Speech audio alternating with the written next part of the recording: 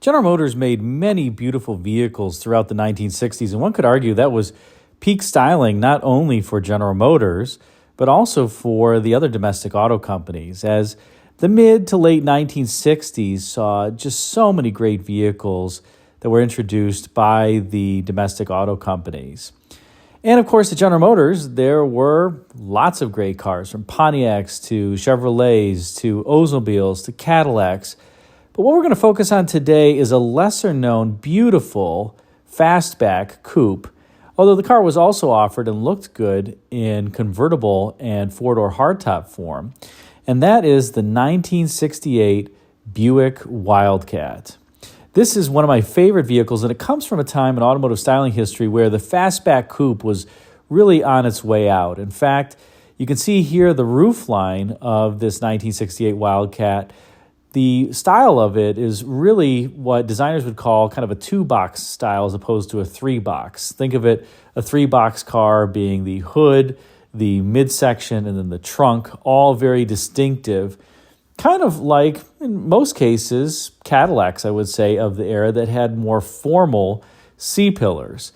But here, this fastback roofline really is closer to a two-box design. So you have the hood, and then you have kind of this entire rear section that forms the second box, kind of like a Riviera, 1967-68 Riviera. One could say that that is a smaller two-box design. In any case, this was the waning years of these fastback coupes, not only from GM, but also from other automakers. And in fact, in 1969, the Wildcat would get a more formal-looking roofline. So 1968 is the end of that style, and I think it's honestly the best year for this particular vehicle. And the 68 Wildcat is one of my favorites, as I said, of all time. Let's talk a little bit more about why. First of all, take a look at the dramatic front end on this 68 Wildcat. This is really the last year for this W-shaped front end where the fenders, you can see, form the edges of the W. Kind of got to think about it from the perspective if you're sitting in the driver's seat. Then it looks like a W from a plan view perspective or a bird's eye view. If you're looking at the front of the car, it kind of looks like an M shape. But notice the fenders really form the tips of the W, and then you have this raised section in the center as well with the wind split molding that forms kind of the middle of the W leg. This was a very popular style during this era that, again, came to an end in the 1969 model year when that particular Wildcat was introduced. I'm admittedly surprised that in 1968 the Wildcat still had a wind split molding, because this was the time frame in which GM and others were really becoming more concerned about safety. And the Riviera, when it was restyled for the 1968 model year, actually had this enormous front bumper, kind of a loop bumper that went around the entire front end. And that was partially to give the vehicle this, I guess, air of safety associated with it, that the bumper could just protect you from anything.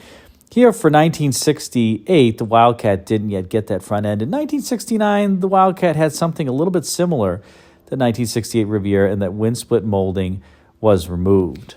I also have to say that from this particular view, this car has a beautiful feature line, this diving feature line from the front of the vehicle that kind of arcs downward at the door and then continues and levels off on the rear quarter panel. That was something that would be a Buick trait for a number of years, and it would even become more exaggerated. Take a look at the inset of the 1973 Buick Regal, and you can see that that diving line remains a feature of that car, and it would remain a feature of the Regals of that era for a number of years to come. You can also notice that from a style perspective that this vehicle displays what was called the Coke bottle style design. And what does that mean? That means that the sheet metal flares upward and outward around that rear wheel. So notice how the midsection of the car is relatively tailored, but when you get back to the rear wheel, the body flares outward and upward. You kind of have this very sensual kick up in the top side of the rear quarter panel there. And that was something that a number of vehicles during the time frame had, even the Studebaker Avanti and the 1963 to 65 Riviera. But this is the waning years also of the Coke bottle design. So you got quite a few styling traits here on this 1968 Wildcat, for which it is the last of the breed. The first, as I mentioned, was that fastback roofline. After 1968, it's gone. The second is that W-style front end that you see here. 1969, it's gone. And then you also have this very distinctive Coke bottle shape that again gets toned down as the 1969 model year is introduced. So this really represents kind of like the last year of quite a few different styling items. I guess you could almost call them by this point cliches, because a number of other General Motors vehicles were displaying them. And that's my guess that's why GM kind of changed it up at this point, because the styling cues had become too ubiquitous and the designers were looking to take the designs in a new direction. I should have pointed out as well that there was one other styling feature on this particular vehicle that would go away for 1969 that was becoming a bit cliche by this point, and that is the fender skirts that you see here. Those were gone for the 1969 model year, but that was something that would continue on other vehicles and even GM vehicles for a number of years. For whatever reason, Buick just elected not to continue it on the Wildcat. Here you can see that diving feature line even more dramatically, and thankfully this car is actually a light color, because then the light kind of breaks over that radius and you really can see the shadows underneath and how the car throws shadows on itself as a result of that feature line. It's just a beautiful overall look. Notice the bright rocker moldings on this and a Wildcat trademark, and that is that louvered area behind the front wheel. That was something that, for whatever reason, Buick wanted to give the Wildcat a little bit of flair. It was totally fake. It wasn't allowing any exhaust air, I guess, coming out of the engine compartment, purely for looks. You'll also notice here the rear side marker light is kind of handsomely integrated into the quarter panel, and I love the Wildcat script, kind of that mid-century modern-esque script there. It seems like the side marker light was almost redundant because the tail lamp wraps around the side of the body here, but perhaps it just didn't illuminate it well enough. Notice in the front door, well, there's only the front door in this side because it's a two-door coupe, there's the vent pane, or the vent window still exists here. This is before GM had introduced the flow-through ventilation system on its full-size vehicle, so you still had that, and those were beloved mostly by smokers, I think, so that they could ash their cigarettes out the window, which lots of people smoked during this time in the United States. And here we can transition to the rear three-quarter view, and this is an especially handsome view, I think, of this vehicle. You still have that W shape actually to the rear, similar to the front. Again, something that would go away here in the intervening years. And you also see that the taillights in this Buick are kind of a wall-to-wall theme, and that would become a Buick hallmark for a number of years, even all the way through vehicles like the Rarity in the late 80s through early 90s would pick up on that wall-to-wall taillight theme that Buick had. How that became a Buick trademark, I don't know, but this 68 Wildcat certainly has it. You can see that Coke bottle shape to the rear quarter, as well as how the rear quarter helps form, the top of the rear quarter helps form the daylight opening of the car, creating that Coke bottle-y shape, and that steeply raked backlight there that helps form the fastback surface. One thing that this picture also shows off is the Wildcat's length. This was indeed a big car, rode atop a 126-inch wheelbase. This was the same wheelbase as the Electras in 1968. If you got a LeSabre, you got a puny 123-inch wheelbase. Wah wah. You didn't pay enough to get the full-size car. So the Wildcat was not only sporty, but it was also large and in charge. Now let's flip to the interior of this Wildcat, and we have the first year of this new dashboard in the 1968 Wildcat that had a lot more safety padding than the 1967 version. A lot more soft touch materials. Again, remember, this was a time where the auto companies were really trying to improve their safety, and as a consequence, this safety padded dash that was really well foamed. I mean, if you touch this, that dash is very, very soft. This was the first year of that. You kind of have this dainty three-spoke steering wheel on this Wildcat as well, a Buick exclusive. This car also has bucket seats, which were a rarity in 1960s vehicles, with kind of a half center console. You can see it there. That has a storage compartment. You can pull up on that lid, and it reveals a storage compartment. I do like the brushed trim work that kind of goes around the entire interior, not only on the instrument panel, but on the door panels as well, and even behind the door handles, which, by the way, I believe rotate upward on this as opposed to inboard toward the passenger when you're trying to open the door. You can see the little crank handle for the vent windows there too. This car does have power windows for the main window, but the vent window is still a crank. There's also an 8-track tape player. You can tell that this car has Buick's aluminum fin drum brakes because the brake pedal doesn't say disc brakes on it. And the aluminum fin drums from Buick were wonderful, wonderful drum brakes. A lot of people poo-poo drum brakes, but Buick had an exclusive on these super large aluminum fin drums. It was effectively a large aluminum casting that then had an iron liner in it, which is what the brake shoes would rub against.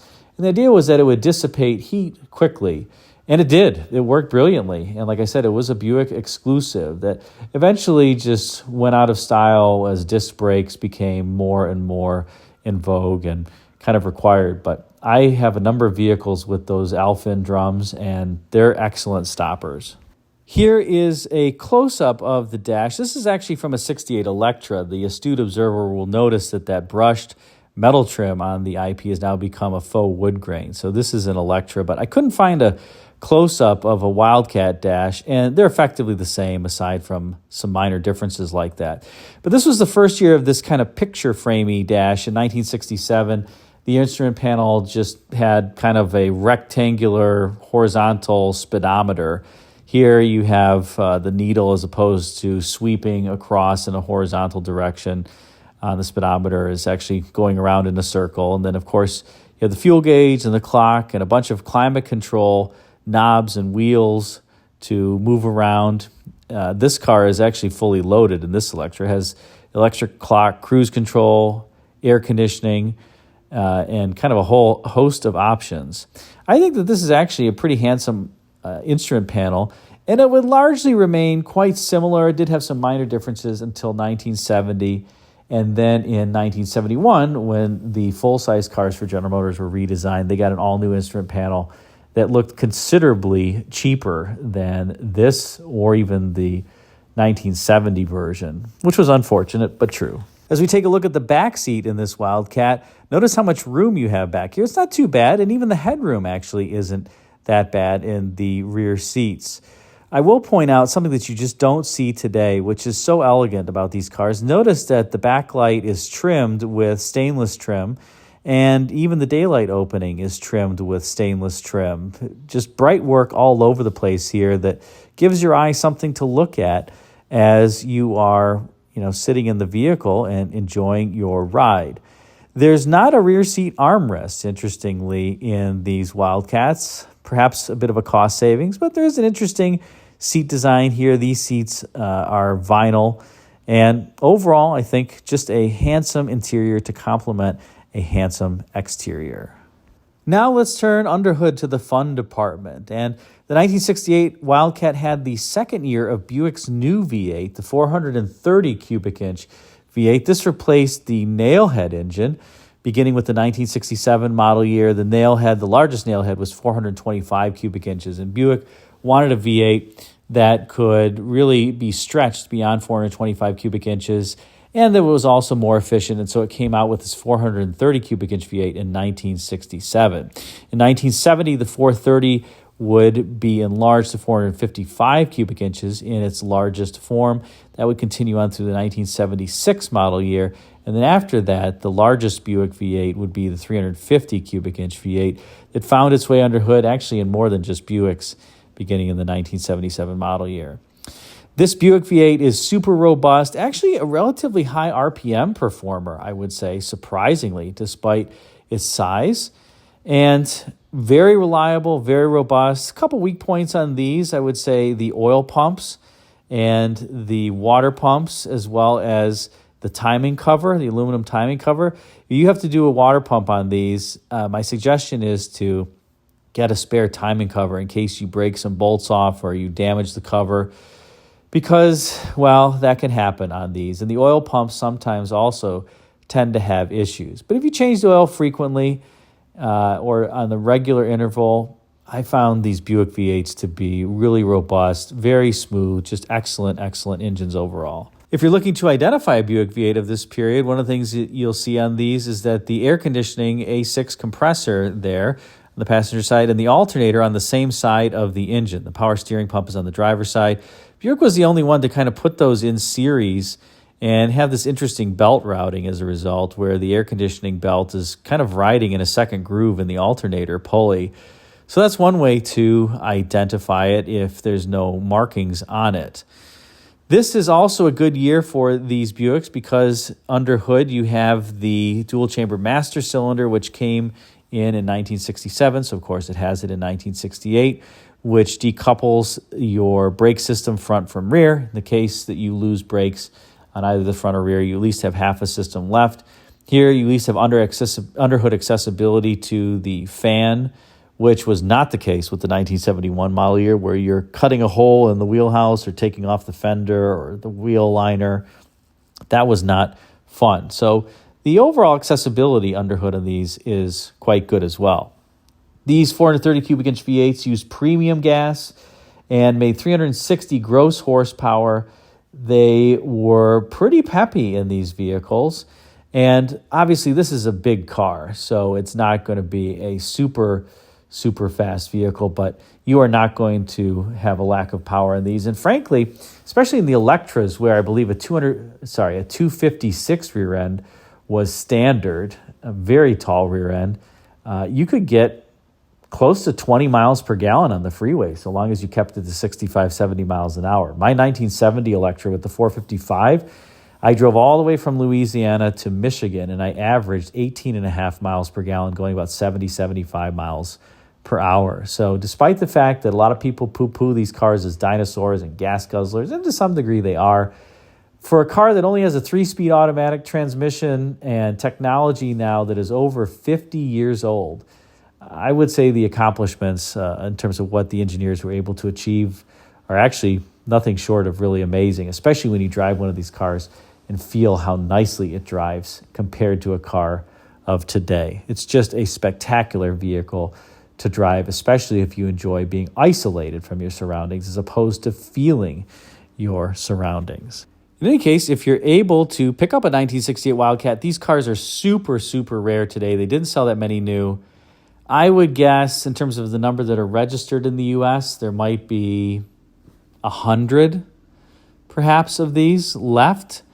I don't think I've actually ever seen a 68 Wildcat coupe in the flesh, in person. I've seen pictures of them. I've seen a 67, which is also a handsome car, by the way, and I almost bought one.